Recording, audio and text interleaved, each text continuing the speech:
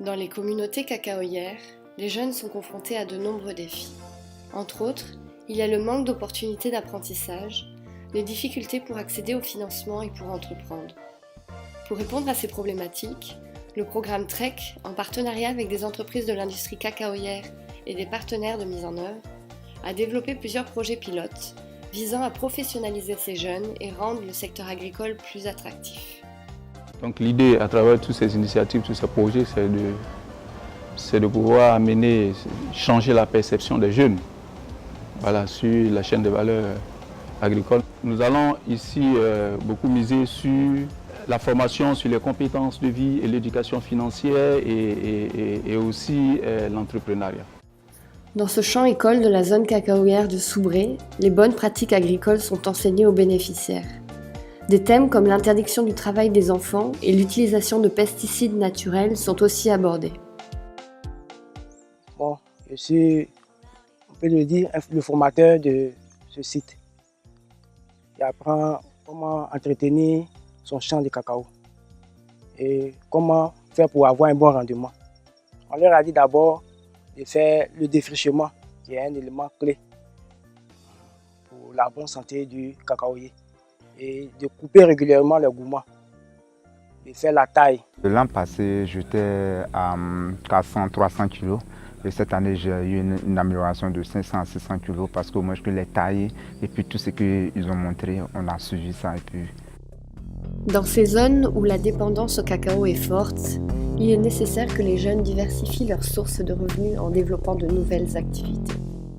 Pour nous, il est vraiment important d'associer des activités génératrices de revenus. On a tendance à croire que c'est forcément les plantations de cacao qui peuvent nous rapporter quelque chose. Or, dans les zones rurales, on peut développer des activités autour de la production du cacao. Lydie et 3 jeunes de sa communauté se sont associés pour créer un élevage de poulets. Au début, on avait décidé de faire des poulets africains.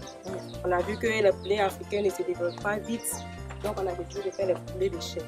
Et on les vend à 3 500. Quand on fait le compte d'exploitation, on voit qu'on a des bénéfices. Pour favoriser l'entrepreneuriat et la création d'activités génératrices de revenus, des programmes d'éducation financière ont vu le jour. Dans cette classe, les bénéficiaires apprennent les rudiments de la gestion financière qui leur permettront de mener à bien de futurs projets. Aujourd'hui, le cours c'était sur les crédits. Pour prendre les crédits, tu dois réfléchir d'abord avant d'aller prendre crédit. Tu dois connaître ce que tu dois aller faire avec la. Tu dois regarder le pourcentage qui est dessus, les intérêts qui est dessus avant d'aller chez les crédits aussi. Ces jeunes n'ont pas l'habitude d'épargner des sous.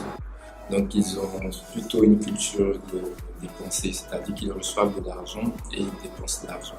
Pour favoriser l'épargne et le crédit, des systèmes communautaires sont mis en place. Ils aident les jeunes à épargner en vue d'investissement, à mieux planifier l'avenir ou encore à faire face à une dépense imprévue. Depuis que cette association a été mise en place, bien de personnes ont réussi à mettre des activités en jeu. Les réunions se passent chaque vendredi. On passe à l'épargne.